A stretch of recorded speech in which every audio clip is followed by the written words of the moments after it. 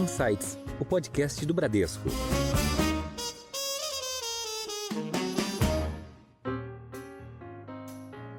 Acho que hoje o que a gente tem, a gente estamos sofrendo, não é, no momento, junto com o Rio Grande do Sul, né, um desastre por condições climáticas, mas que acentua ainda mais a importância, não é, dos planos de adaptação, de prevenção, não é, e de ter também respostas rápidas para esses eventos extremos, né? As economias do G20 são responsáveis em conjunto por cerca de 80% das emissões, né, de gases de efeito estufa.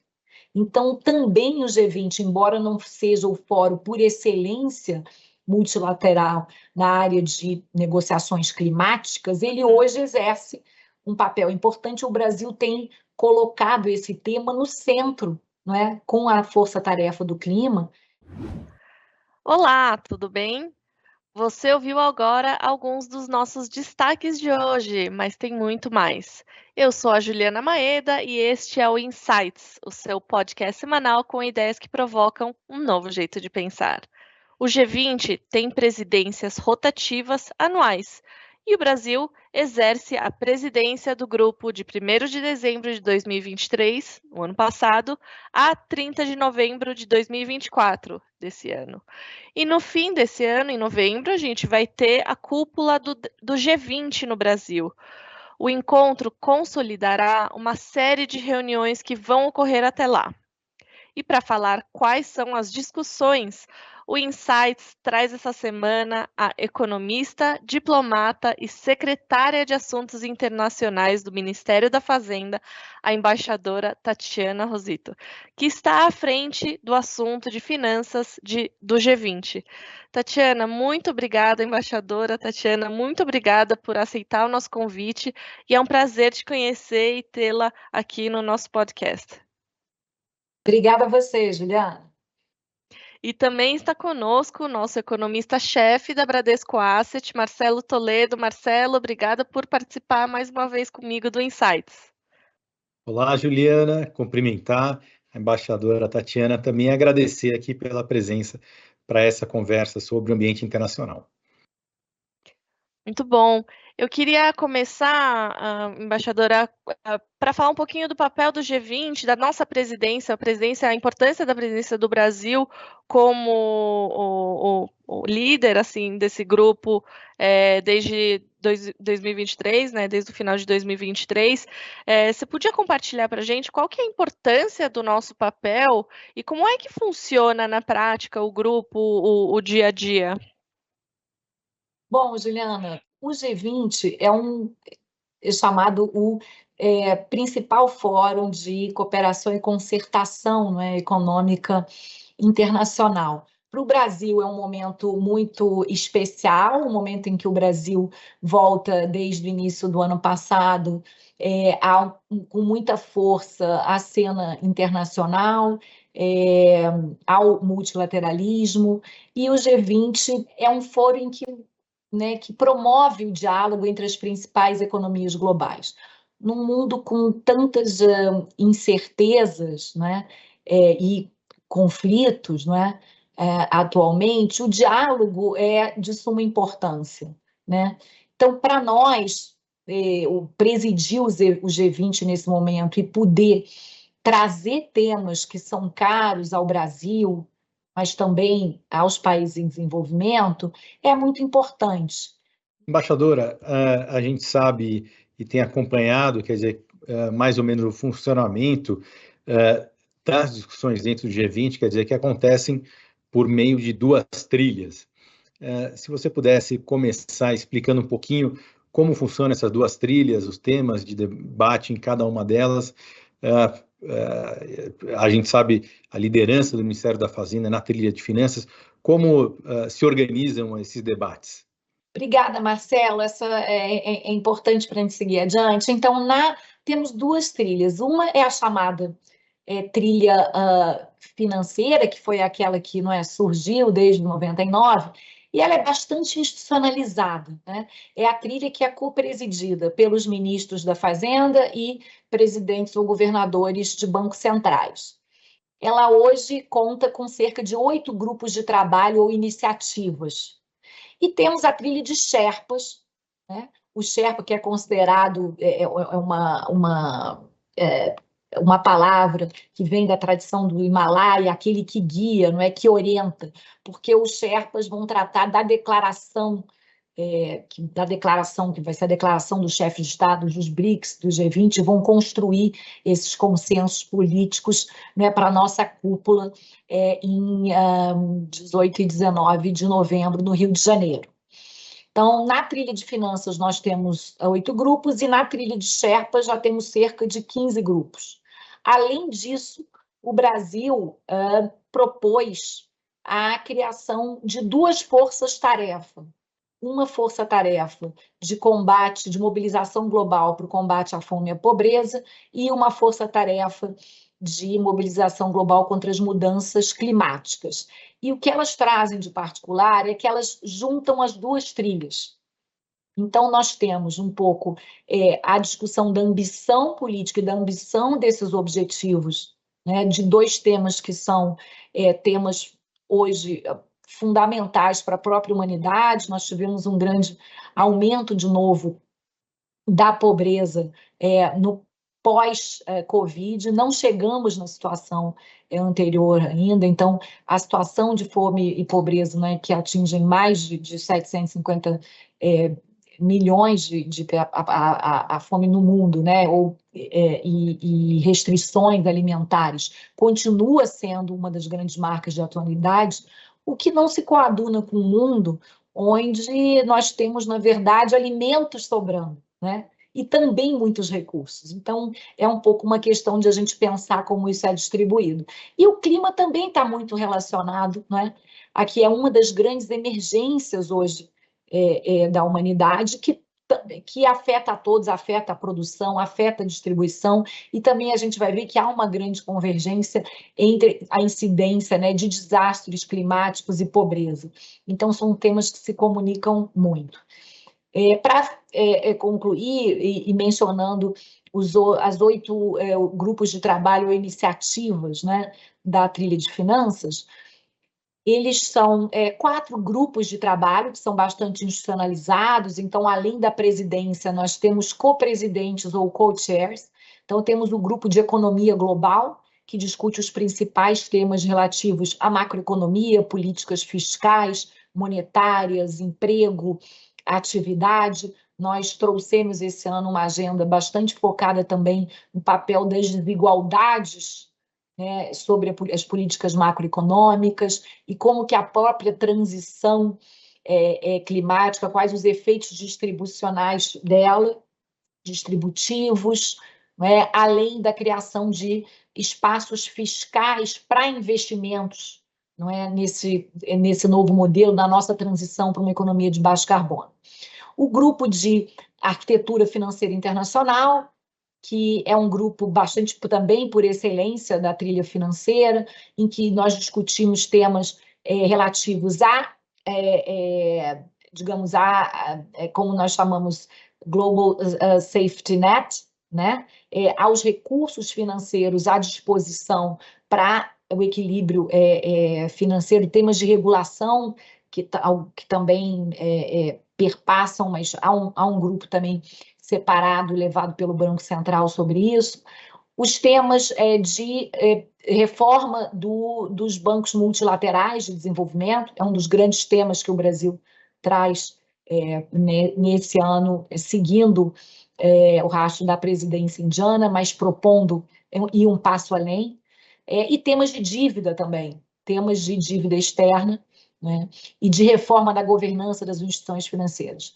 Há também o grupo de infraestrutura, né, que é um grupo que o Brasil co-preside, em que estamos discutindo temas, por exemplo, sobre infraestrutura resiliente e adaptação, temas relativos à mitigação do risco cambial para projetos e investimentos de longo prazo, né? Temos também o grupo de finanças sustentáveis, em que estamos discutindo temas como o papel das finanças numa transição justa, reforma dos fundos verdes multilaterais, modelos de blended finance para soluções baseadas na natureza, entre outras prioridades. E temos, digamos, 4 grupos, ou não exatamente grupos de trabalho, mas iniciativas que ocorrem muitas vezes no seio de outras organizações. Então, na área de tributação, em que o Brasil tem uma agenda bastante ativa de propostas de tributação da riqueza extrema, ou como temos dito, dos super ricos, e que já é um tema, a tributação discutido sobretudo no seio da OCDE, onde o G20 e a OCDE têm a chamada moldura inclusiva, discutindo nos últimos anos os pilares 1 e 2, podemos conversar sobre isso depois, no seio da OCDE. Temos um grupo de regulação do sistema financeiro, que é muito... cujas conversas ocorrem no seio do BIS, né, do Banco aí da Basileia, e também do Fórum de Estabilidade Financeira, do FSB. Temos o grupo de inclusão financeira. O Brasil tem um track record bastante interessante nessa área, também participa ativamente. E temos, finalmente, uma força-tarefa conjunta de saúde e finanças, que foi criada durante a pandemia. Então, essas são as 8 principais áreas em que a gente vem trabalhando. Como eu disse, nós, na presidência brasileira, não criamos um grupo novo, mas há 2 forças-tarefas, sim, com temas bastante amplos de pobreza e também de clima, em que a trilha de finanças vem interagindo com a trilha de Sherpas e também com outros ministérios para avançar essas prioridades brasileiras. Bacana. Tem um tema que é sempre presente, acho que você mesma comentou, que são os acordos multilaterais, né? E a gente percebeu, acho que o marco do Covid foi bem representativo na história da humanidade, né? A gente viu uma grande polarização que até começou, talvez, de repente, um pouco antes desse evento, mas é um desafio hoje. Quais são as questões que vocês enfrentam nas discussões sobre realmente esses acordos multilaterais entre os países? Então, Juliana, de fato, hoje a gente vive uma polarização bastante grande. Eu acho que temos muito aí na memória algumas polarizações na área comercial que vieram crescendo ao longo dos anos. São questões que geram não só, a gente sabe, no curto prazo, os efeitos sobre preço, sobre oferta, né, de produção, preço, por exemplo, dos alimentos, mas que também trazem dificuldades adicionais para fazer consenso. Daí a importância do que eu mencionei no início, de nós termos fóruns e de dar mais importância ainda a fóruns como o G20, em que estão presentes, de fato, as economias que são cruciais para levar adiante acordos multilaterais. Você mencionou várias cifras no início, e tem mais uma, que as economias do G20 são responsáveis em conjunto por cerca de 80% das emissões de gases de efeito estufa.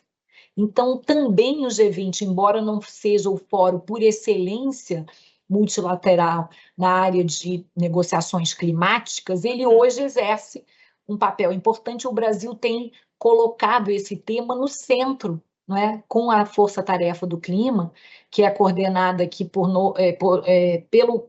de forma tripartite, no Brasil, pelo Ministério da Fazenda, o Ministério das Relações Exteriores, que é o negociador-chefe na área climática, e o Ministério do Meio Ambiente. Nós temos atuado de forma conjunta, para pensar o clima no G20 de forma transversal.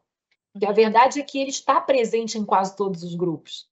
Se na questão comercial, digamos assim, acordos multilaterais tão difíceis, o que daria para a gente pensar aqui em relação a acordos bilaterais? Quer dizer, que tipo de oportunidades que essa presidência do G20 e o contato com os países do G20 pode trazer do ponto de vista do comércio, de acordos, eventuais acordos bilaterais do Brasil com outros países?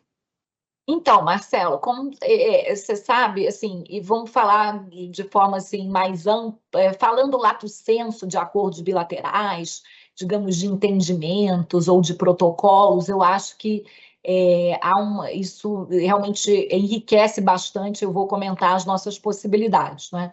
Quando a gente está falando de acordos comerciais bilaterais, o Brasil negocia acordos juntamente com o Mercosul.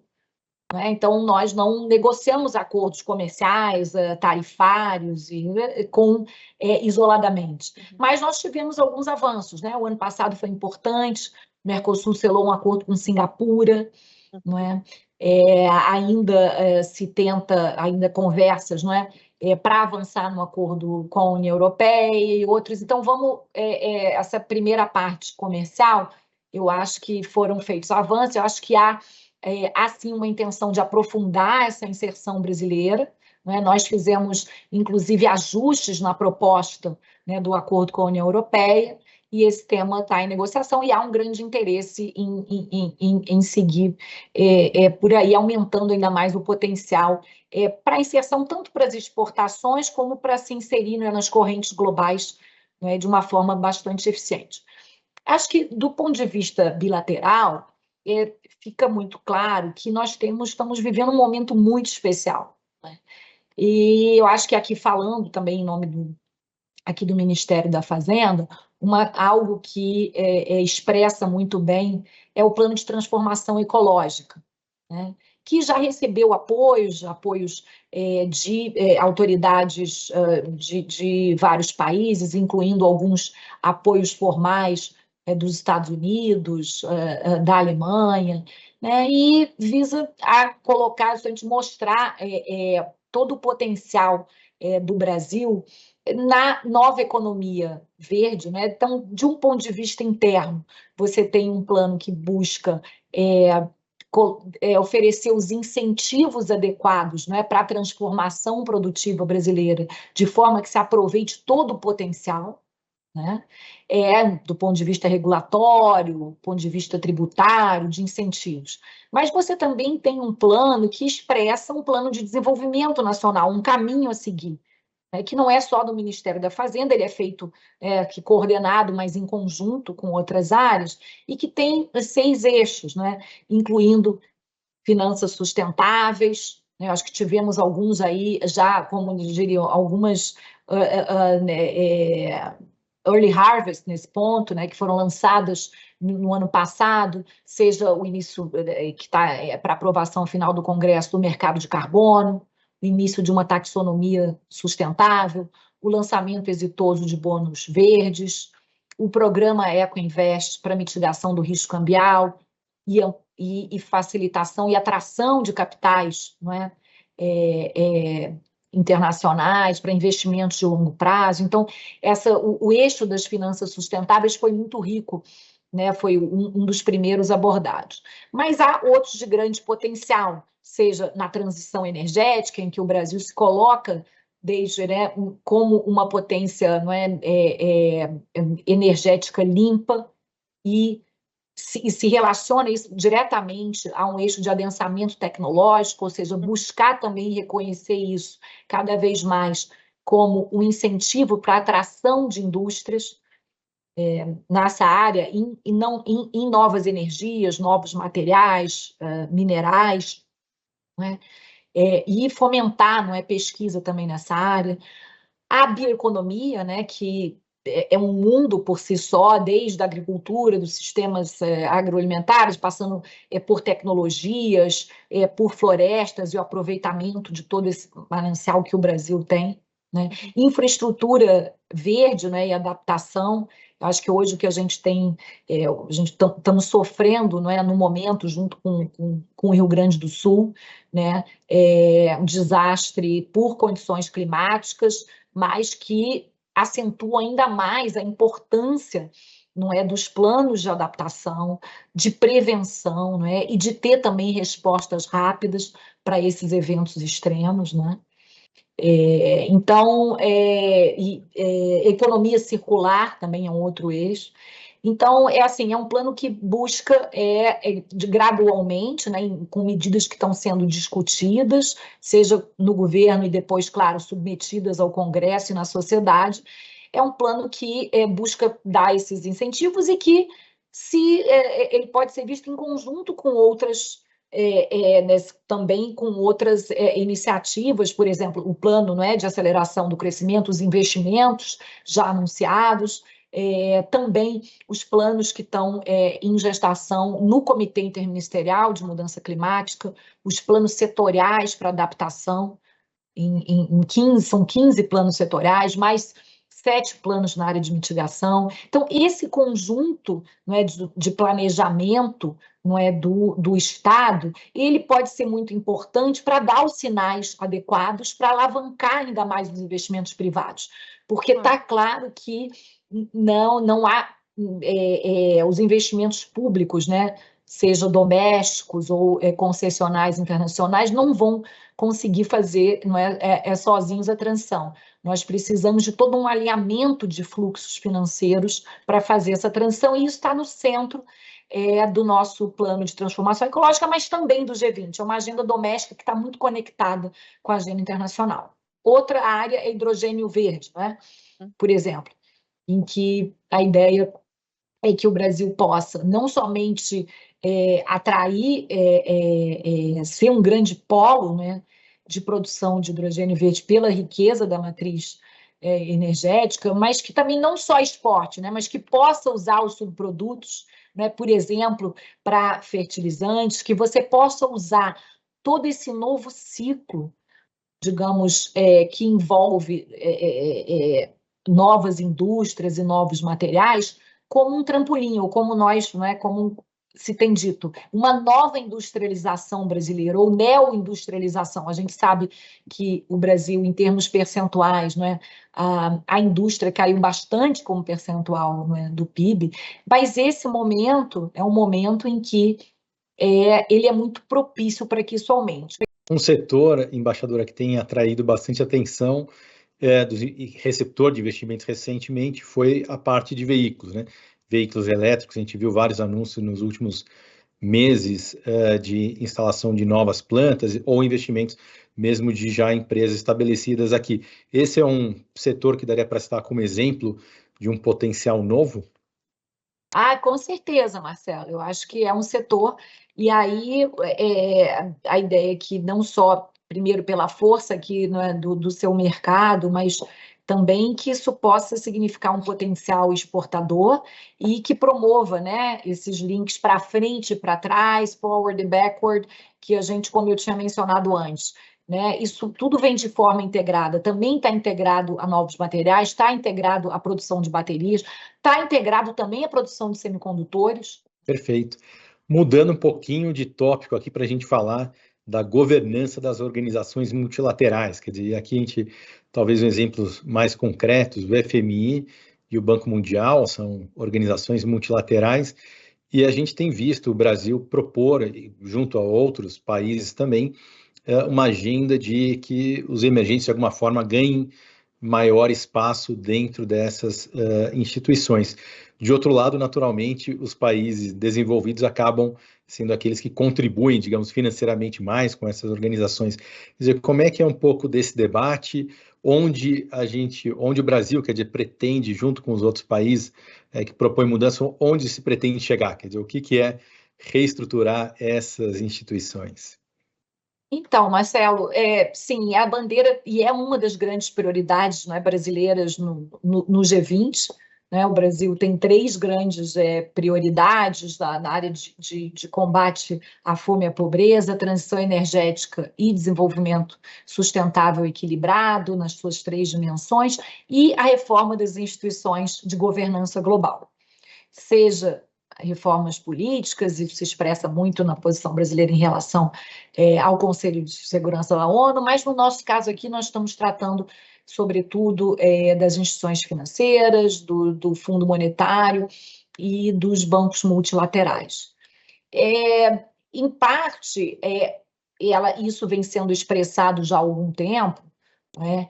A gente fala muito em ampliação, não é, da voz e representação dos países, das economias emergentes e dos países em desenvolvimento. Por quê? Porque essas instituições ainda se encontram muito à imagem e semelhança do que era o mundo do século XX e não do século XXI, né? Então, por exemplo, os maiores países nessas instituições, em geral, são os Estados Unidos e o Japão, né? Não a China, por exemplo, né? Não outros, há países, houve mudanças ao longo do tempo, né? Desde 44, 45 até agora, houve sim uma redução, né, parcial do peso das economias avançadas e um aumento, né, do peso dos países emergentes. A última reforma significativa foi em 2010, né? Quando houve, de fato, uma transferência de mais capital para países emergentes como China, Índia, Brasil, né?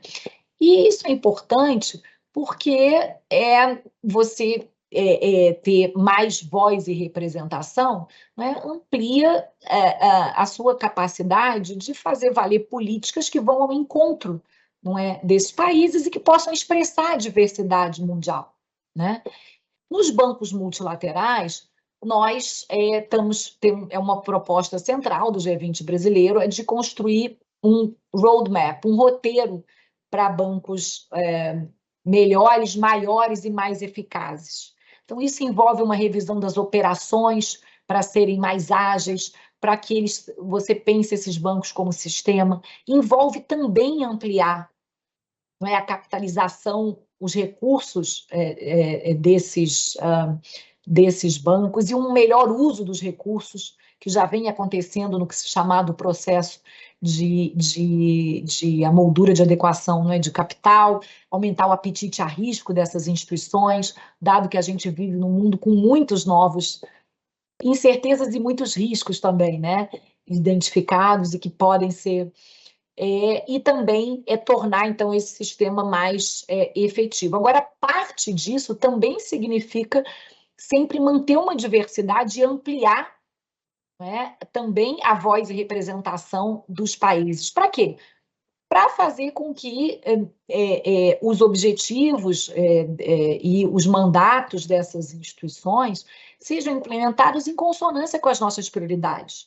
Então, por exemplo, hoje em dia, o sistema multilateral todo se reorganiza para pensar e para apoiar a descarbonização, né? Ações de mitigação, de adaptação. Nós gostaríamos de ver mais foco em adaptação. A maior parte dos recursos ainda vão para mitigação, que é uma agenda importante para todos, mas uma agenda também mais importante relativamente para as economias avançadas, né? A adaptação é muito importante para os países em desenvolvimento. Outro tema, quer dizer, nós não gostaríamos que a centralidade, não é, do clima se desse, digamos, com redução de recursos para temas tradicionais, pobreza, saúde, fome, são questões não resolvidas no mundo em desenvolvimento. Então, são questões que precisam ir juntamente, nós acreditamos que elas andam juntas, essas questões, né? Clima e essas outras questões. Mas essa, por exemplo, não é a visão de todos os parceiros, né?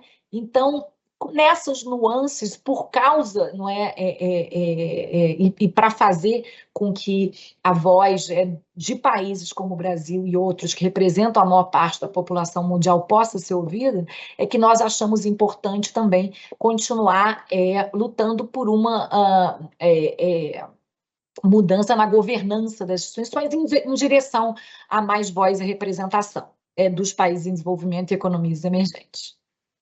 E, embaixadora, você comentou agora um pouco sobre a questão da desigualdade, agora e também no início da nossa conversa, que é um dos pilares da economia sustentável, nessa dimensão social, né?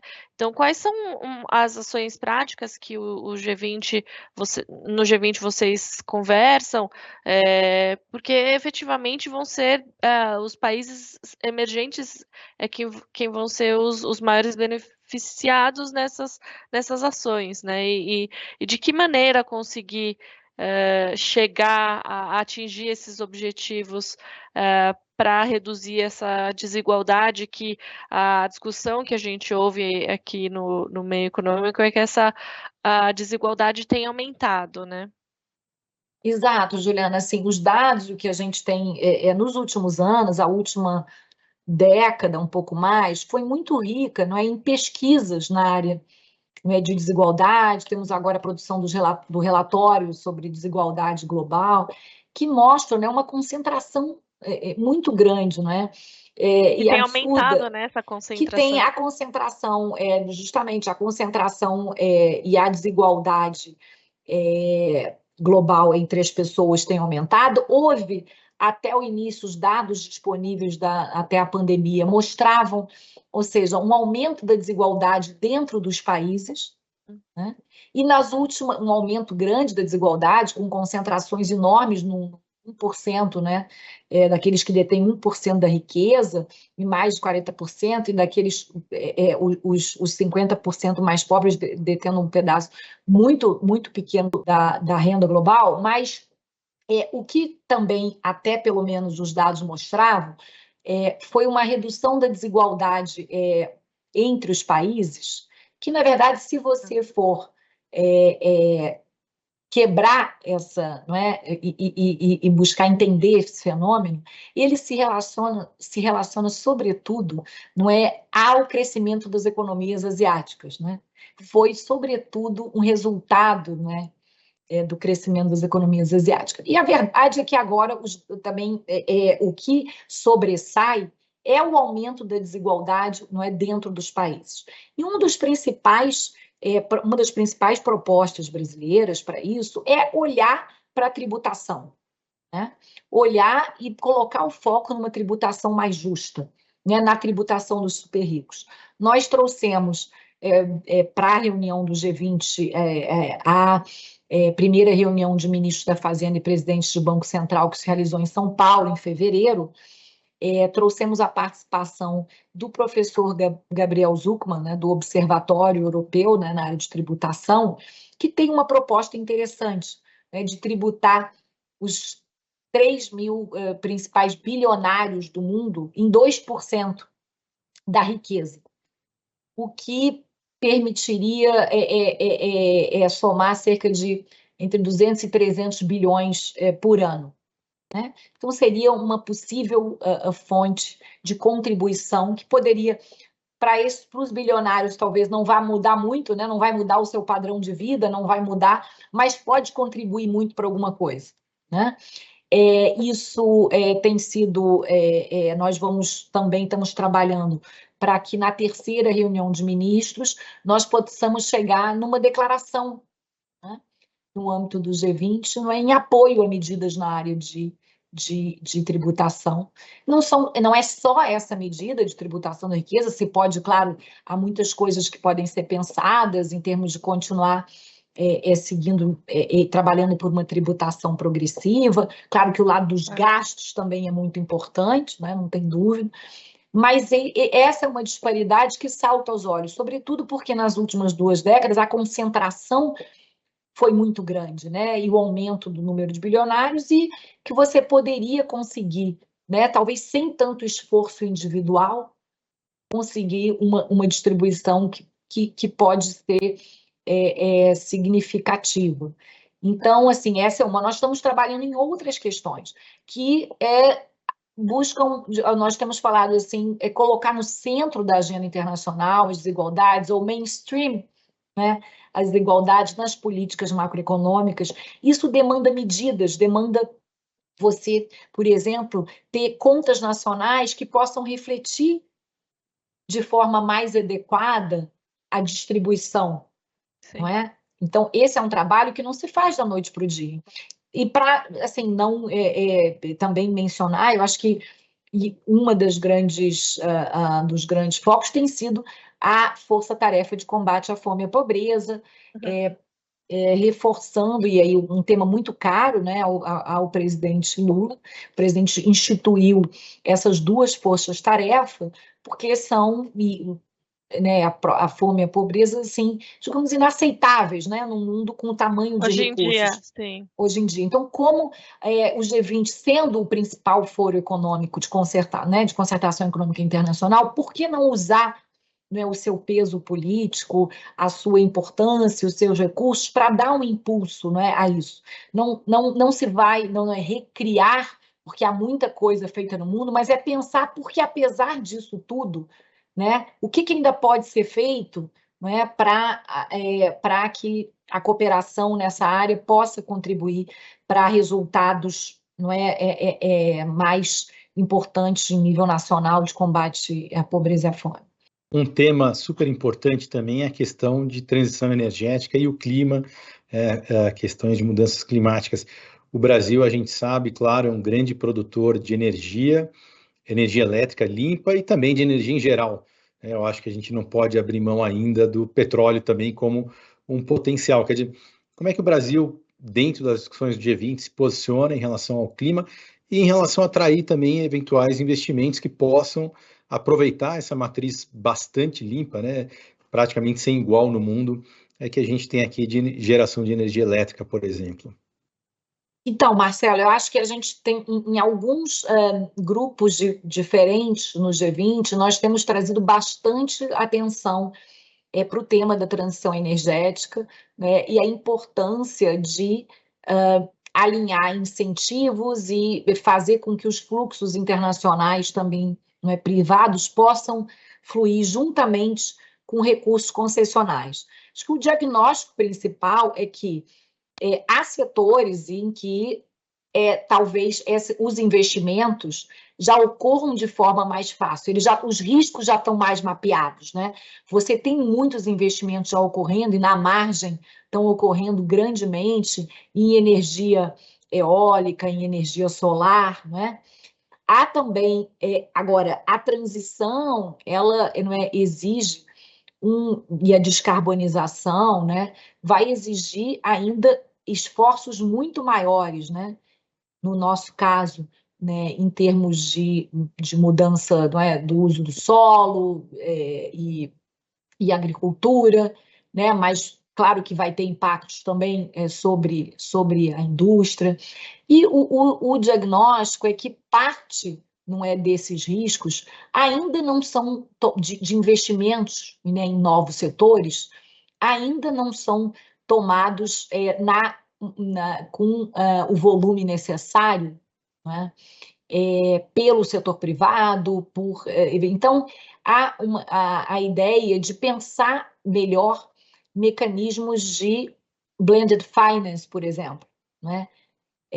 E aí mecanismos em que se possa ter o cuidado de ter recursos, né, um compartilhamento de riscos, um risk sharing adequado, né?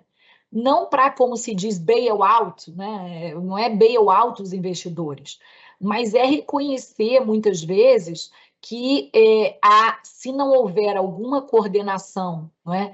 E algum tipo de explicitação desses riscos, de ampliar o nosso entendimento sobre certas estruturas de investimento, né, trazer à tona e usar os recursos e as inovações financeiras para isso, nós não vamos chegar lá.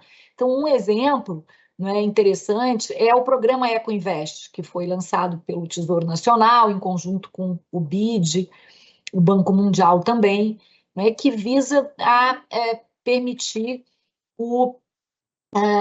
a criar certas linhas de crédito específicas para permitir investimentos de longo prazo, né? Sobretudo em setores, muito na transição energética, não somente, em setores ligados ao plano de transformação ecológica, a novas indústrias, à economia verde, né?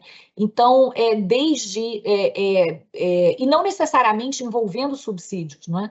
Mas envolvendo inovações financeiras que possam ser compensadas ao longo do tempo. A gente está falando de investimentos de 30 anos, né? Muitas vezes a taxa, no fundo, a taxa, mesmo que haja uma volatilidade enorme da taxa de câmbio, no longo prazo ela pode se compensar, né? Você pode envolver no curto prazo garantias de bancos multilaterais ou um pooling de recursos, não é, que torne mais fácil a utilização de garantias e que permita, então, modelos em que você tenha, por exemplo, garantias de banco para as etapas mais arriscadas de investimentos, uma first loss guarantee, por exemplo. Então, assim, usar, né? E aí nós temos visto, pelo exemplo do EcoInvest, que há muita coisa que não acontece porque ainda não houve um esforço tão grande, né? É possível fazer alguma coisa, né? Ainda há coisas em que uma coordenação dos agentes pode ajudar o mercado, né, institucionalmente, a promover e trazer esses investimentos.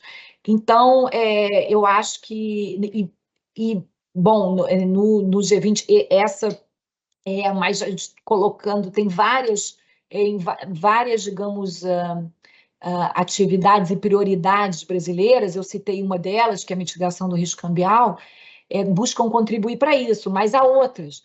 A própria revisão dos fundos climáticos globais, como nós chamamos os fundos climáticos multilaterais. São fundos que dispõem de recursos concessionais, ou seja, mais baratos, que podem ser acessados, mas que muitas vezes demoram muito para ser acessados, demoram anos, enquanto nós vivemos uma emergência, né? Eles também podem ser acessados com foco justamente em blended finance, em alavancar mais recursos e não somente em pequenos projetos. Então, há muita coisa que se pode fazer, não é, pensando nesse, sobretudo, assim, eu acho que o compartilhamento de risco é um grande vetor para a gente, né, no G20. Muito bacana, é muito trabalho, são muitas frentes, e a gente poderia continuar o papo aqui, eu tenho certeza que a gente não chegou nem perto de todas as medidas, todos os projetos que a gente está trabalhando, mas eu queria já começar a encerrar a nossa conversa, mas a gente tem 2 perguntas finais de cunho um pouco mais pessoal, embaixadora. Se você me permite, a gente sabe que você tem uma experiência internacional muito larga, extensa, tem uma formação acadêmica no exterior, já trabalhou e viveu na Ásia por 12 anos e também já deve ter visitado muitos países, seja a turismo ou a trabalho. Eu queria uma dica para os nossos ouvintes, se você pudesse dar uma recomendação de algum país que você visitou e adorou, se puder dividir com a gente.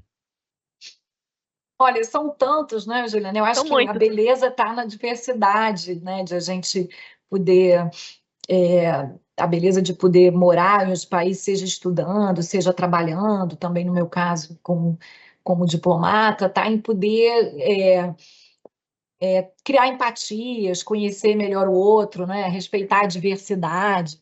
E eu acho que a cultura, então eu fui, assim, eu sou grata, né, à experiência que eu pude ter, como você disse, eu morei 12 anos na Ásia, em parte num país, né, que já, em Singapura, um país pequeno, mas com uma trajetória muito impressionante de desenvolvimento, e também 10 anos na China, né, num momento também de grandes transformações ao longo da década passada, né, em que a China já vinha dando um salto. Isso foi, assim, importante, porque muitas coisas só vendo, né? Claro. Por mais que a gente... Hoje em dia, é claro que com as tecnologias e com as possibilidades de informação e leitura e audiovisuais, a gente consegue ver. Mas eu acho que a gente, não é, viajar e poder ter, sentir, né, o que a infraestrutura, não é, por exemplo, desse país é alguma coisa que é mais fácil de sentir, não é, quando você está lá, poder ter, assim, a empatia, né, criar essa empatia com os demais e ver aquilo que é muito diferente, ou que é muito parecido, né, no final das contas, nós somos tão parecidos em todos os lugares, né? As pessoas, no final das contas, estão muito preocupadas com a sua família, não é, em poder crescer, permitir com que as futuras gerações possam crescer, ter, né, trabalhos que sejam gratificantes, né? E então eu só posso, assim, eu sou grata a essa experiência e eu recomendo fortemente que se quem ainda não foi, que vá à China, que visite, né, o Oriente. Eu acho que a Covid foi um período que deixou muitas marcas, né? Foram muitos anos de certo fechamento, e acho que isso agora, felizmente, né, está para trás. Então é um momento especial para a gente, é um momento dos 50 anos também do relacionamento aí, das relações diplomáticas Brasil-China. Esse ano vai haver uma reunião importante, agora em junho, liderada pelo vice-presidente Alckmin, na China. Então, tá aí uma dica, vale a pena. Bacana. E por fim, para encerrar o nosso bate-papo, a gente tem uma tradição também. Eu queria pedir uma dica cultural de algum livro, uma série, um filme, uma exposição, algo que tenha te inspirado ou continua te inspirando, embaixadora. Algo que tenha me inspirado e continue me inspirando, em termos de, olha, eu vou compartilhar algo que, assim, vou relacionar, inclusive, aí com a China. Vou falar de um de China e outro não. Então, é uma coisa que eu acho, um podcast, já que a gente está num podcast, um podcast que eu segui muitos anos, que foi o podcast Cínica, né? Que inclusive saiu do ar há alguns meses, Sim. mas voltou. E que é muito interessante para todos aqueles que querem, né, ter uma visão e uma empatia em relação ao outro e à China, e ter uma visão diferente, mais direta. É uma coisa que sempre me inspirou nos últimos anos, e eu fiquei contente que eles tenham voltado, né, que o Kaiser Kuo, que coordena, possa estar no ar de novo, né? E acho também que um livro que bastante interessante e que muda a visão sobre vários temas interessantes para quem trabalha com finanças e sistema financeiro, é um livro do David Graeber sobre dívida, né? Debt, né? Sobre as origens do crédito e da dívida. Então, assim, na verdade, né, um antropólogo que tem visões bastante interessantes, né, peculiares. Infelizmente faleceu depois daí, acho que durante a Covid, mas assim, acho que é um livro que dá muito o que pensar para quem trabalha com crédito e com sistema financeiro.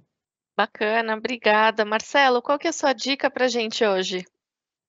Olha, Juliana, eu vou partir aqui para a área mais de tecnologia. Eu achei muito interessante, ou acho muito interessante, acompanho faz alguns anos, um report sobre inteligência artificial de um time de Stanford, que chama, eu acho que alguma coisa como Index Report de Inteligência Artificial, Artificial Intelligence Index Report, e ele faz um panorama global sobre vários avanços em inteligência artificial, sobre como as principais empresas estão posicionadas, os principais países, e é muito interessante nessa questão multilateral, como a gente está discutindo aqui, ver como os Estados Unidos naturalmente têm uma predominância gigante, mas outros ali também competindo, e esse é um tema super importante também do ponto de vista global, de multilateral, né, do ponto de vista de relações entre os países.